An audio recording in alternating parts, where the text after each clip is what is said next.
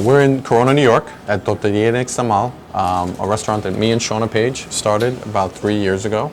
And the simple concept was to make traditional homemade Mexican tortillas, the way they're made in Mexico. And we wanted the local Mexican community to actually, to feel nostalgic when they saw the machines like they were in every street corner in Mexico when they were growing up.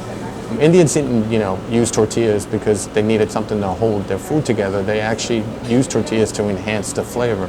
If your tortilla actually tastes like corn, it's a huge difference as opposed to the stuff that you buy in the supermarket. Imagine a tortilla that has a shelf life of 1 day. Do you know what I mean? I mean, it lasts longer than that, but it's optimally used for 1 day use. It has amazing corn flavor. We start with the dry corn. We get our dry corn from Roby Seed. Roby Seed's a farm in Illinois.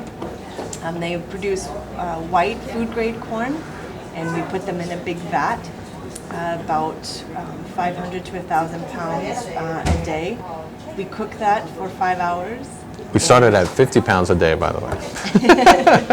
And then, so we cook it for 5 hours, and it sits for a minimum of 10 to 12 hours. Then at that point, it's called nixtamal. Your nixtamal is ready. Our guys come in at 3 in the morning. They move the corn from the cooker into a washer.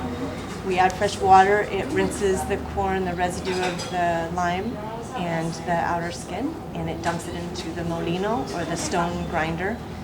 The stone grinder then grinds the corn into what we call masa, or dough. We, as you can see, we don't add any salt, we don't add any preservatives, we don't add even any water. It's just the natural water content that's in the corn.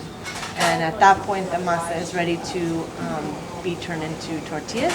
So we take it up into, put it in the hopper of the tortilla machine, and we make our tortillas from there. I was born in 1972, and in Bensonhurst there weren't too many. I think I was the only Mexican that was in the whole neighborhood, and I sort of look Italian, so they wouldn't beat me up that day. But what I like is that the Mexican kids come here and they see something. Most of them have never been to Mexico and probably won't for a long time. So they get to see something, and some of them bring their parents, and the parents get all excited. And I know it's like, I guess, a small way, giving back to them so they don't forget where they come from.